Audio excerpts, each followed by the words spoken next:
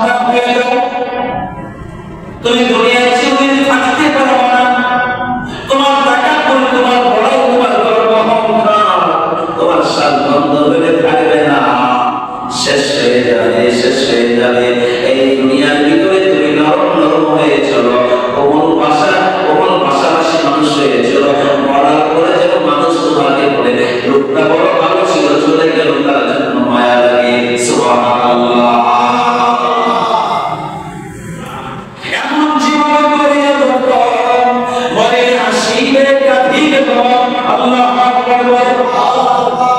তোমার আমার জীবনটা এমন করে সুন্দর করবে বাবা, এমন ভাবে জীবনটা সুন্দর করলে তুমি হাসতে হাসতে মরে যাইবা, আর তোমার জন্য কাঁদবে সারা জাহান। কথা বলে ঠিক কিনা? আল্লাহ বান্দা নবী উম্মত করে না। তারপরে তিনি আমাদেরকে বললেন, এই দুনিয়ার ভিতরে এমন কিছু কতগুলো মানুষ দাঁড়িয়ে যাবে যারা আমার নবীর সুন্নতকে মানবে না, আগে নবীর সুন্নত মানবে না, তারে সুন্নতের উপরে আঘাত আনবে।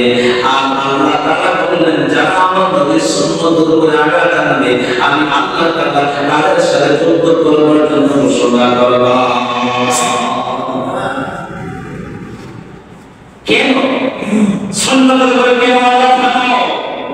তোমার আল্লাহ দাঁড়িয়ে দিচ্ছে, তুমি কেন দাঁড়িয়ে লাগা?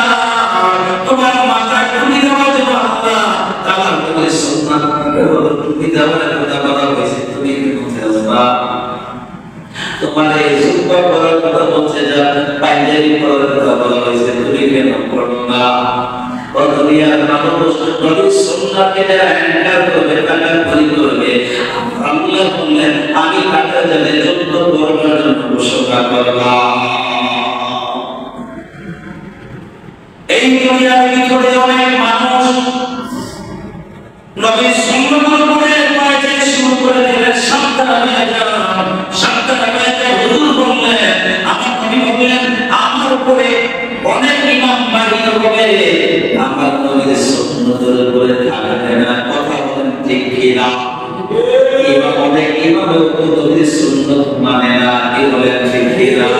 মসজিদে ইমামতি করে বলেন লাগবে, আসলে আমার আল্লাহকে খুশি করার জন্য, আমার নবীকে খুশি করার জন্য ইমামতি করে না, আসলে ইমামতি করে নিজের পেটকে বাঁচানোর জন্য, ফিকির করার জন্য। কথা বলেন ঠিক কিনা? নবীজি মুহাম্মদ সাল্লাল্লাহু আলাইহি ওয়াসাল্লাম ঘোষণা করেন, শেষ জামানার ভিতরে এমন কতগুলো ইমাম বের হয়ে যাবে, তার বেতন ছাড়া কিছু করবে না, সুন্নাতের ভিতরে থাকবে না, সুন্নাতের আমল করবে না, তাদের কাছ থেকে মুসল্লি সুন্নাত খুঁজে পাবে না।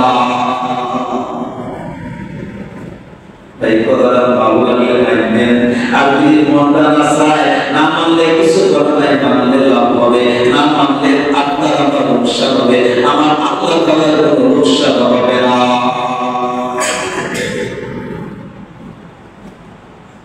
মুসা আলাইহিস সালামকে হাতে ধরেছিল, বনি ইসরাঈলের একটা লোক ওই কওমের ভিতরে মুসার মতো লম্বা ছিল, সামনের প্রভাব ছিল। মুসা তো হইতে পারলাম না, মুসাকে হইতে পারলাম না। তার মধ্যে লাঠি বানাইছে, লাঠি বানাইয়া লাঠি লইয়া হাতে হাত বলে, আমি মুসা, আমি আমার আল্লাহ বলে রে, আমার পয়গম্বর লাঠিটা হাতে নিয়ে কি আমার পয়গম্বর রে, মুসা বলে তুই জানাই রে, তুই মুসা। এই কারণে আমি আল্লাহ বলে মাফ করে দিলাম, এই জগতের ভিতরে আমি করে আল্লাহ নেককার বান্দা বানাইলাম, একমাত্র শুধুমাত্র আমার পয়গম্বর মুসার ব্যবহার করো। দুনিয়ার মানুষ আমার নবীকে জব্বা করেছে, পাঞ্জাবি পরেছে, দাড়ি রেখেছে, মাথায় টুপি ব্যবহার করছে। বাবা তোমরা তো মাথায় টুপি পরো না, দাড়িও রাখো না, আমার তো খালি গায়ে সেখানে চলে যাও।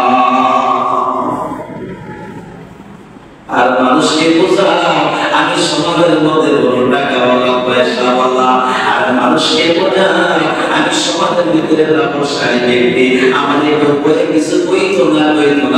আসলে পরে যদি কিছু না করে পিছে পিছে আপনাদের বান্ধবীরা করতে আল্লাহ বান্দা নবী মুহাম্মদের কথা কেন বলার শেষ জানা ইমাম বেরবাইতে ইমাম সাহেব নবী সুন্নাতের উপরে থাকবে না সুন্নাত উপর বলতে বলা মুসলিম দেখবে ওরা বুঝবে ওরা ওর তেমন কথা বোঝাবে না সুন্নাতের উপরে আঘাত চলে আসবে খবরদার নিজের আমলকে পরিবর্তন করেন আমার আমল যদি আমি পরিবর্তন না করি আরেকজন হাজার চেষ্টা করে পরিবর্তন হয় না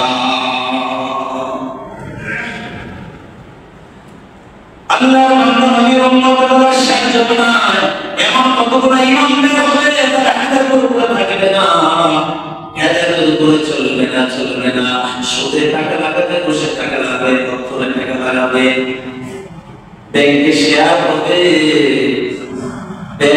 যত কিছু আপনি বলেন সুদের সাথে জড়িত যেহেতু এটা বাংলাদেশ ব্যাংকের আন্ডারে কথা বলেন ঠিক কিনা দুনিয়ার মানুষ সচেতন হয়ে যায়